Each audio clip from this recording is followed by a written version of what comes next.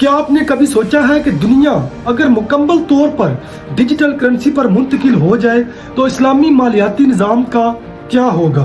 क्या सूद से पाक मईशत, ब्लॉकचेन और सेंट्रल बैंक डिजिटल करेंसीज के साथ चल सकती है, या ये एक नया डिजिटल खिलाफती मॉडल जो है वो जन्म दे रही है? दुनिया तेजी से एक नए मालियाती निज़ाम की तरफ बढ़ रही है जिसे हम CBDC रेवोल्यूशन कहते हैं, यानी सेंट्रल बैंक डिजिटल करेंसीज।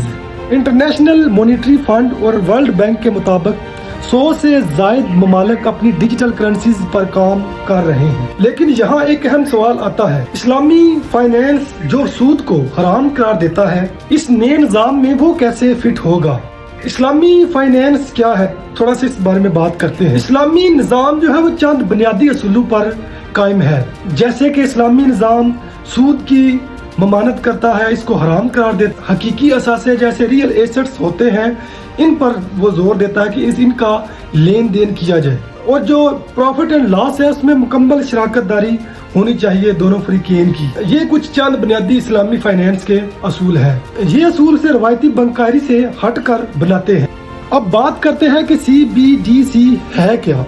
दरअसल ये हुकूमत की तरफ से एक डिजिटल करेंसी है। जैसे चीन ने अपना डिजिटल जो युआन है वो अपने मुल्क में मुतारफ करवाया हुआ है, और यूरोप ने भी अपना डिजिटल यूरो जो है वो मुतारफ करवाया हुआ है।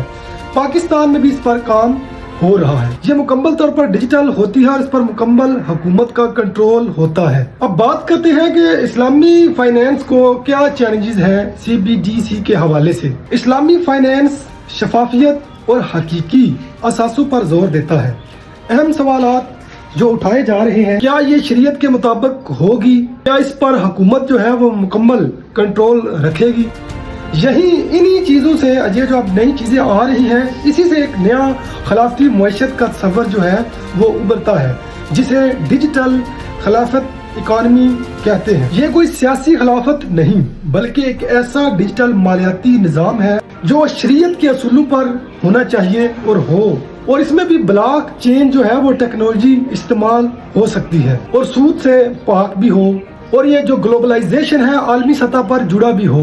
ब्लॉक चेन अगर और इस्लामी फाइनेंस अगर हम मिलाएं तो ये एक मुसलमान ममालिक में एक इनकलाब बनता है। ब्लॉक चेन टेक्नोलॉजी इस्लामी फाइनेंस के लिए बेहतर साबित हो सकती है, क्योंकि इसमें ट्रांसपेरेंसी, शफाफियत है, धोखाधड़ी में कम इम्कान है, स्मार्ट कॉन्ट्रैक्ट इसके जरिए हो जाते हैं, और शरीयत मुकम्मल इस पर लागू हो सकती है, और कंट्रोल्ड इसका बड़ा इजी है। एक इस्लामी CBDC कैसा हो सकता है, और अगर ऐसा हो तो तब ही इस्लामी खिलाफत जो है वो कायम हो सकती है आने वाले डिजिटल दौर में, तब ही इस्लामी ममालिक जो है वो तरक्की कर सकते हैं। अब सवाल ये है कि इस्लामी CBDC कैसा होना चाहिए।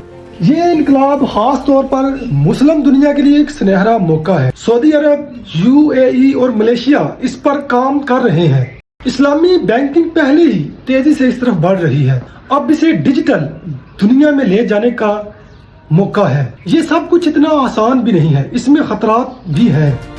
सबसे पहला खतरा, अगर हुकूमत का मुकम्मल कंट्रोल ही ना हो, प्राइवेसी का मसला हो सकता है, और ये शरीयत कंप्लायंस का चैलेंज है, ये बहुत बड़ा चैलेंज है।